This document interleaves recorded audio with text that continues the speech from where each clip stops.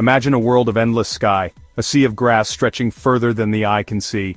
Welcome to Cryptic Mystic Vault, where we unravel the secrets of ancient mysteries. This was the dominion of the Cumans, the Kipchaks, the masters of the Eurasian steppe. They were a nomadic people, their lives intertwined with the rhythm of the seasons and the thundering hooves of their horses. These were not savage barbarians. They had their own intricate social structures, their own language, their own rich oral history passed down through generations. They were warriors, yes, but also herders, traders, artisans. They lived off the land, respected its power, and feared its wrath. For centuries they thrived in this harsh yet beautiful environment, unaware of the storm that was brewing on the horizon. The wind carried whispers, tales of a new power rising in the east, stories of unparalleled brutality and ambition. The Mongols were coming, led by a man whose name would become synonymous with conquest, Genghis Khan. Yet the Cumans, confident in their martial prowess, initially dismissed these tales. They had faced and vanquished countless foes before.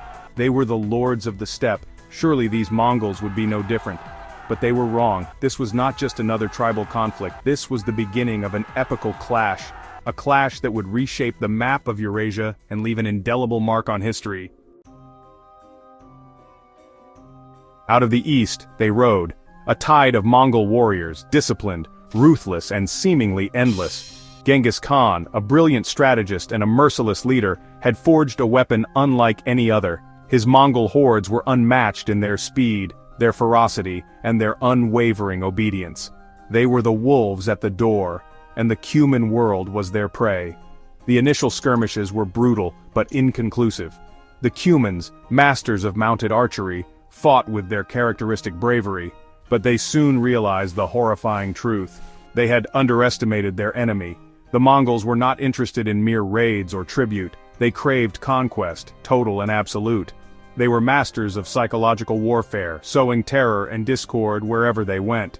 They used cunning tactics, exploiting the element of surprise, and striking with overwhelming force. The Cumans, despite their valiant resistance, were slowly but surely being pushed back. Their traditional nomadic warfare, based on hit-and-run tactics, proved ineffective against the Mongol war machine. Faced with annihilation, the Cumans knew they couldn't stand alone. Desperate, they turned to their neighbors, the Rus's princes, for help. It was an alliance born of necessity rather than trust. The Cumans and the Rus had a long and tumultuous history, marked by both conflict and cooperation. But the Mongol threat was too great to ignore. Both knew that if they didn't unite, they would be conquered separately. In 1223, a combined Cuman-Rus's army met the Mongols at the Kalka River. It was a chaotic battle. Betrayal hung heavy in the air. The Cumans, sensing treachery, abandoned the field. The Rus, left to fight alone, were utterly crushed. The Battle of the Kalka River was a crushing defeat for the Cumans and their allies. It exposed the vulnerability of the divided kingdoms of Eastern Europe against the Mongol war machine, but more importantly, it sealed the fate of the Cumans as a unified power on the steppe. Their world was crumbling.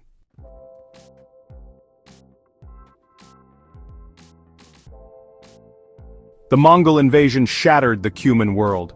Their defeat at the Kalka River was not the end, but the beginning of the end. Their once unified Khanate fractured into fleeing fragments. Families were separated, their way of life irrevocably disrupted.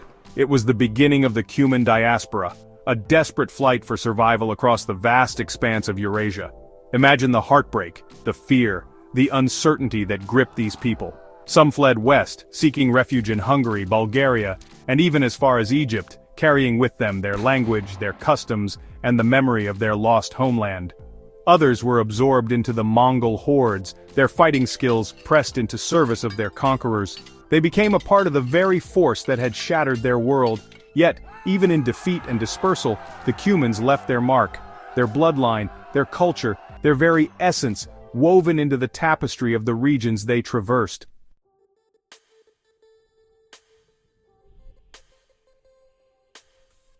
The Cumans might have vanished from the pages of history as a distinct political entity, but their legacy lived on, whispered on the winds of the steppes they once roamed. In Hungary they rose to positions of power, their descendants assimilating into the nobility, their bloodline mingling with the Hungarian throne itself.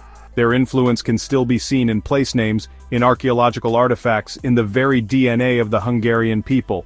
Their language, Kipchak, became a lingua franca across vast swaths of Eurasia.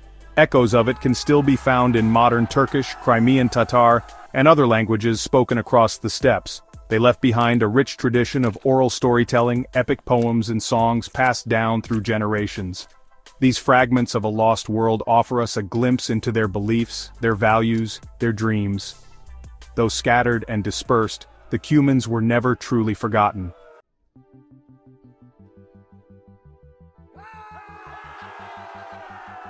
The clash between the Cumans and the Mongols was more than just a footnote in the annals of history. It was a clash of civilizations, a brutal reminder of the cyclical nature of power. It underscored the transformative impact of nomadic empires on the course of history.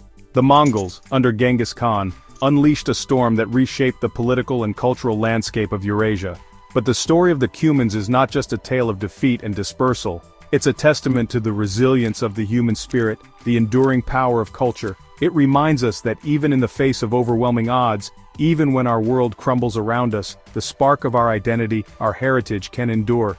The Cumans, the lords of the endless steppe, may be gone, but their story serves as a reminder that history is not just written by the victors. It is etched in the languages we speak, the stories we tell, the very essence of who we are.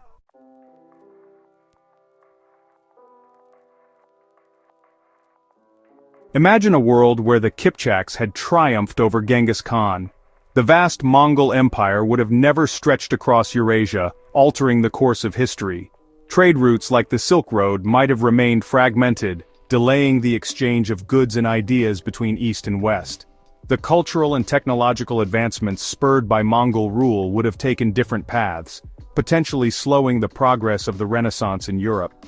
The power dynamics in Asia and Europe would have shifted, with smaller states and tribes maintaining their independence longer.